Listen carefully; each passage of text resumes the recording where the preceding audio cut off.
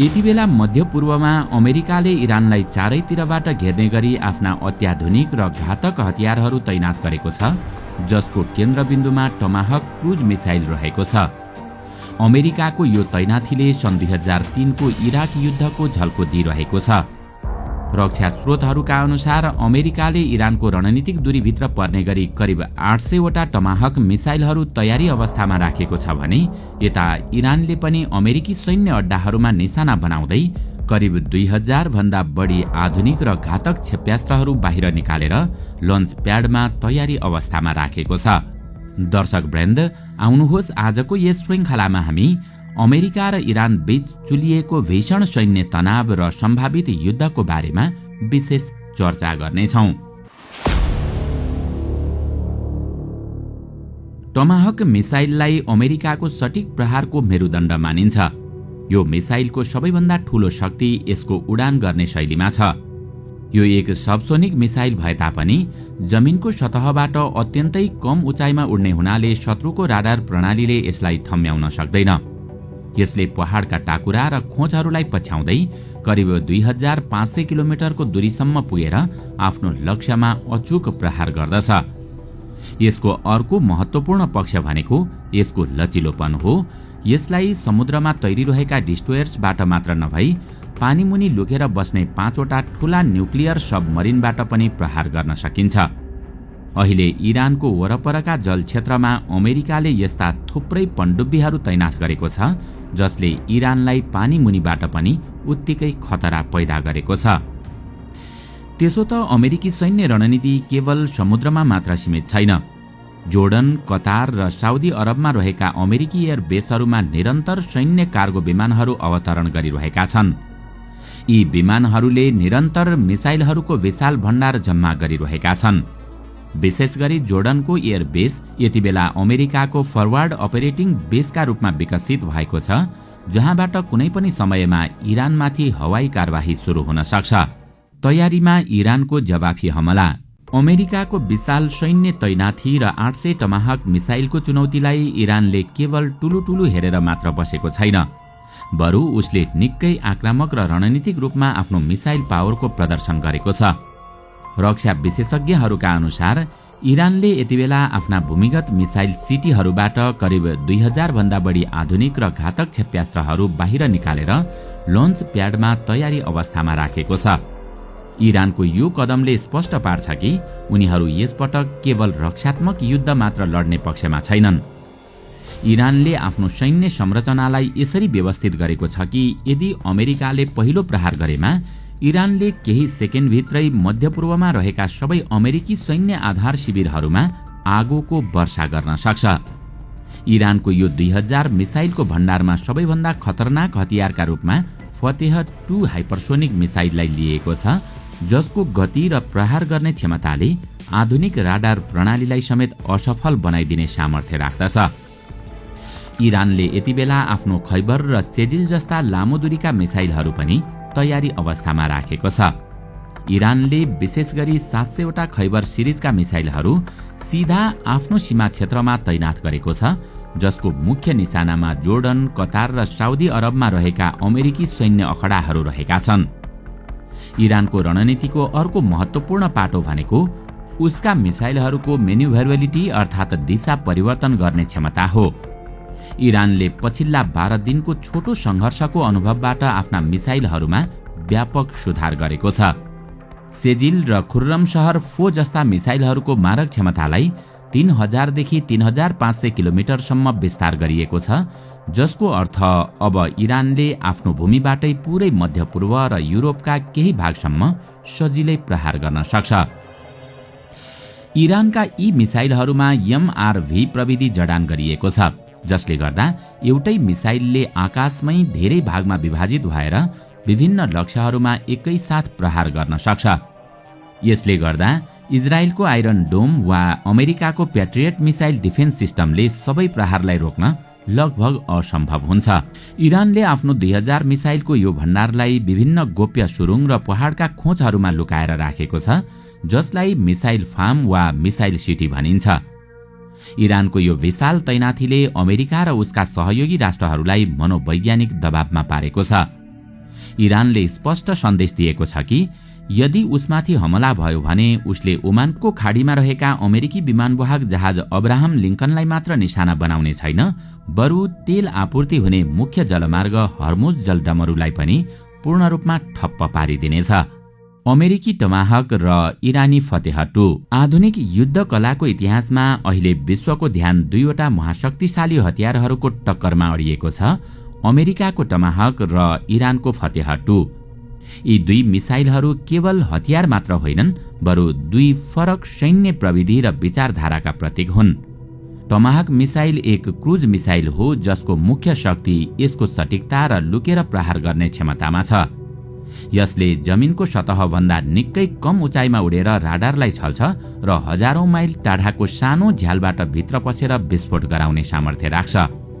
तर अर्कोतर्फ इरानको फतेह 2 एक हाइपरसोनिक मिसाइल हो जसको मुख्य शक्ति यसको अविश्वसनीय गति र दिशा परिवर्तन गर्ने क्षमता हो। टमाहकले लुकेर प्रहार गर्छ भने फतेह 2 ले शत्रुको रक्षा प्रणालीलाई आफ्नो तीव्र गतिले मात खुवाएर सीधा छातीमा प्रहार गर्छ। प्रविधिको दृष्टिकोणबाट फतेह 2 लाई टमाहक भन्दा बढी खतरनाक मानिनुको मुख्य कारण यसको हाइपरसोनिक स्पिड हो।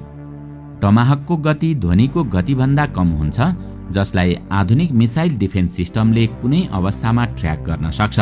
तर फतेह 2 को गति 13 देखि 15 म्याक छ, जसको अर्थ यो ध्वनिको गतिभन्दा 15 गुणा छिटो उड्न सक्छ।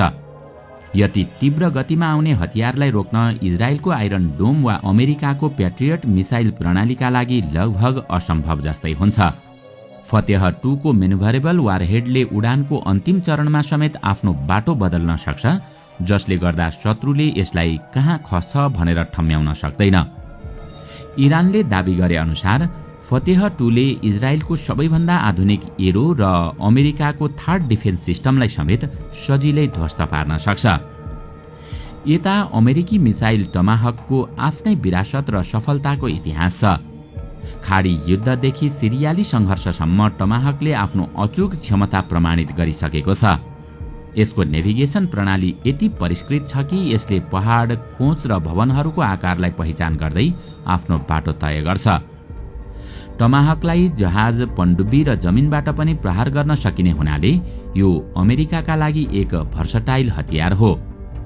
यदि अमेरिकाले इरानको कमान्ड सेन्टर वा परमाणु संयन्त्रहरूलाई निशाना बनाउनु पर्यो भने टमाहक पहिलो रोजाइमा पर्छ। तर समस्या के छ भने टमाहकले आफ्नो लक्ष्यमा पुग्न केही समय लिन्छ, जुन समयमा इरानले आफ्ना फतेह 2 मिसाइलहरू मार्फत अमेरिकी जहाजहरूमाथि जवाफी हमलामा अगाडि हुन सक्छ।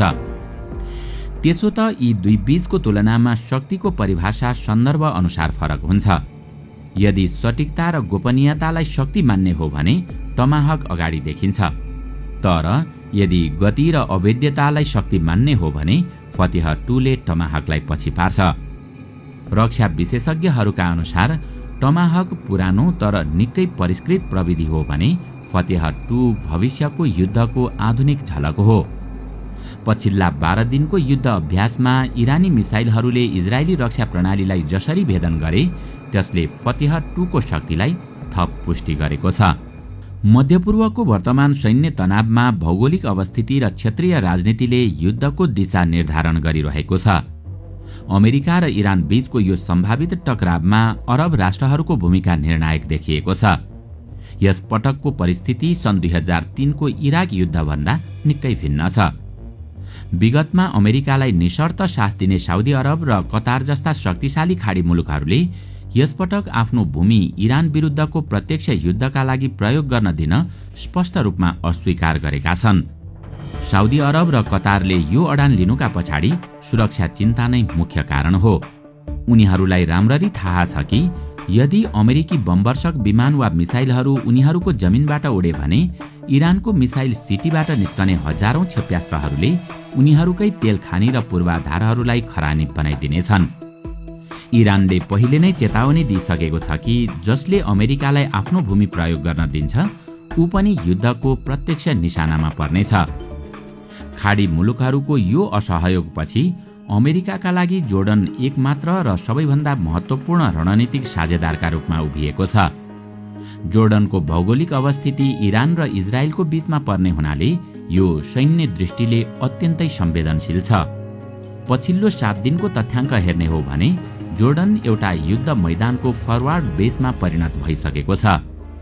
अमेरिकाका कम्तीमा 10 वटा ठूला कार्गो जेटहरूले जोर्डनका एयरबेसहरूमा निरन्तर हतियार र मिसाइलहरू ओसारिरहेका छन्। त्यति मात्र होइन, अमेरिकाका अत्याधुनिक F-15 र F-35 फाइटर जेटहरूको ठूलो दस्ता अहिले जोर्डनमा तैनात गरिएको छ। अमेरिकी सेन्ट्रल कमान्डका प्रमुखले हालै जोर्डनको सैन्य बेसको गोप्य भ्रमण गर्नुले पनि यो कुरालाई थप पुष्टि गर्छ कि यदि इरानमाथि हवाई हमला भयो भने त्यसको प्रस्थान बिन्दु जोर्डन नै हुनेछ। तर इरानले जोर्डनलाई पहिले नै चेतावनी दिइसकेको छ कि इरानतर्फ आउने कुनै पनि अमेरिकी वा इजरायली मिसाइललाई जोर्डनले आफ्नो आकाशमा सुरक्षा दिने प्रयास गर्यो भने त्यसको नतिजा भयावह हुनेछ। यसअघिको 12 दिने युद्धमा पनि जोर्डनले इरानी मिसाइलहरूलाई इजरायल पुग्नु अघि नै खसाल्न अमेरिकालाई सहयोग गरेको थियो, जसलाई इरानले आफ्नो सार्वभौमिकतामाथिको हस्तक्षेप मानेको छ। जोर्डनको यो भूमिकाले उसलाई इरानको हिट लिस्टमा राखेको छ, जसले गर्दा जोर्डन यति बेला मध्यपूर्वको सबैभन्दा जोखिमपूर्ण मोडमा उभिएको छ। के डोनाल्ड ट्रम्पले हमला गर्लान्? त्यसो त डोनाल्ड ट्रम्पको विदेश नीति सधैँ अनपेक्षित रहने गरेको छ र इरानको सन्दर्भमा यो अझ बढी लागू हुन्छ। ट्रम्पले एकातिर अमेरिका फर्स्टको नारा दिँदै आफ्ना सैनिकहरूलाई विदेशी युद्धबाट फिर्ता ल्याउने कुरा गर्छन् भने अर्कोतिर इरान जस्ता देशहरूलाई पूर्ण विनाशको चेतावनी पनि दिइरहन्छन्। सन् 2026 को सुरुवाती दिनहरूमा देखिएको यो तनावले विश्वलाई फेरि एकपटक एउटै प्रश्नमा ल्याएर उभ्याएको छ कि ट्रम्पले साँच्चै इरानमाथि ठूलो सैन्य आक्रमणको आदेश देलान्। उनको पछिल्लो रणनीतिलाई हेर्दा उनले अधिकतम दबावलाई सैन्य धम्कीसँग मिसाएर इरानलाई गलाउने रणनीति लिएको देखिन्छ। पछिल्ला केही सातामा ट्रम्पले इरानको आन्तरिक विद्रोह र त्यहाँ भइरहेको दमनलाई आधार बनाएर मद्दत आउँदैछ भन्दै इरानी जनतालाई सम्बोधन गरेका थिए। यसका साथै अमेरिकाले इरानको वरपर आर्माडा अर्थात् युद्धपोतहरूको विशाल नौसैन्य दस्ता पठाएर आफ्नो सैन्य मनसाय स्पष्ट पारिसकेको छ। ट्रम्पका लागि इरानमाथिको हमला केवल एक सैन्य निर्णय मात्र होइन, बरु यो उनको राजनीतिक छविसँग पनि जोडिएको छ। उनले इरानलाई सन्देश दिएका छन् कि यदि इरानले आफ्ना प्रदर्शनकारीहरूमाथि हिंसा जारी राख्यो वा परमाणु कार्यक्रममा अगाडि बढ्ने प्रयास गर्यो भने अमेरिकाले अहिलेसम्मकै ठूलो प्रहार गर्नेछ। यद्यपि ट्रम्प आफैले म युद्ध चाहन्न, तर हामी तयारी अवस्थामा छौं भन्दै कूटनीतिक ढोका पनि खुल्ला राखेका छन्। रक्षा विश्लेषकहरूका अनुसार ट्रम्पको हमला गर्ने सम्भावना 2 वटा अवस्थामा निर्भर हुन्छ। पहिलो अवस्था हो यदि इरानले कुनै अमेरिकी नागरिक वा बेसमाथि प्रत्यक्ष आक्रमण गर्यो भने अमेरिकाले त्यसको जवाफमा हमला गर्न सक्छ, र दोस्रो अवस्था हो इरानले परमाणु हतियार निर्माणको अन्तिम प्रक्रिया सुरु गरेमा पनि अमेरिकाले हमला गर्न सक्छ। ट्रम्पले हालै इरानलाई चेतावनी दिँदै भनेका छन् कि यदि उनीमाथि वा कुनै अमेरिकी नेतामाथि आक्रमणको प्रयास भयो भने इरानलाई पृथ्वीको नक्साबाटै मेटाइदिने सम्मको कदम चाल्न सकिनेछ। यो कठोर शब्दजालले इरानलाई मनोवैज्ञानिक रूपमा कमजोर बनाउने प्रयास गरेको छ। मध्यपूर्व आज एउटा यस्तो बारुदको थुप्रोमाथि उभिएको छ जहाँ एउटा गलत निर्णय, एउटा गलत मिसाइल वा एउटा गलत राजनीतिक गणनाले सम्पूर्ण क्षेत्रलाई आगोमा धकेल्न सक्छ। अमेरिकाको टमाहक केन्द्रित घेराबन्दी र इरानको फतेह 2 जस्ता हाइपरसोनिक हतियार सहितको जवाफी तयारीले यो स्पष्ट संकेत दिएको छ कि अब यो केवल शक्ति प्रदर्शनको खेल मात्र रहेन, यो प्रतिरोध र प्रतिष्ठाको युद्ध बन्ने दिशामा अघि बढिरहेको छ।